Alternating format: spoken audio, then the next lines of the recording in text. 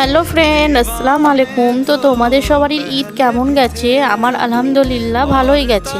আর আমি দেখো বন পাউরুটির রেসিপি তোমাদের সঙ্গে শেয়ার করতে এসেছি। তো আমি এখানে বন পাউরুটি বানাবো, আর এখানে কিছুটা ময়দা মেখে রেখেছিলাম ইস্ট দিয়ে। তো তোমরা যদি ময়দা মাখা রেসিপিটা পুরো দেখতে চাও তো আমাকে কমেন্টের মধ্যে জানাতে পারো। আর চলো তাহলে বন পাউরুটির রেসিপিটা দেখতে থাকো আমি কিভাবে বানাচ্ছি। তো এখানে দেখো কিছুটা ময়দা রেখেছিলাম ইস্ট দিয়ে আগে থেকে, অনেকক্ষণ আগে, মানে 1 ঘন্টা আগে। আর তারপর দেখো 1 ঘন্টা পর এই ছোট ছোট লেচি করে নিয়েছি। তারপর এগুলোকে আমি এয়ার ফ্রাইয়ের মধ্যে বেক করতে দেবো ওই 6 মিনিট মতো।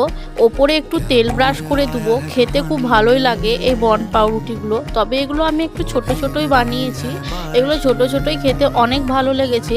তোমরা চাইলে যদি গ্যাসের মধ্যে বানাতে চাও তাহলে একটা কড়াই বসিয়ে তার মধ্যে একটা স্ট্যান্ড বসিয়ে আর একটা ছোট থালার মধ্যে এটা বসিয়ে দেবে। তো এগুলোকে বসিয়ে ওপর থেকে তেল ব্রাশ করে দিবে, তাহলে দেখবে একদম এয়ার ফ্রাইয়ের মতোই লাগবে।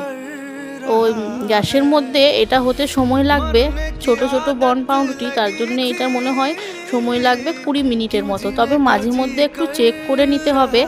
আর লো ফ্লেমের মধ্যে এটা বানাতে হবে গ্যাসে। আর এয়ার ফ্রাইয়ের মধ্যে আমার এটা 6 মিনিট লেগেছে, খুব ভালোভাবে, অনেক জলদি হয়ে গেছে। চা বসিয়েই এই বন পাউরুটি বানানো যাবে।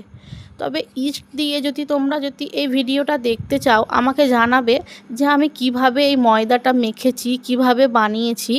আমি শুধু জাস্ট আমি তোমাদেরকে দেখিয়ে দিলাম যে আমি বন পাউরুটিটা এরকমভাবে বানাচ্ছি।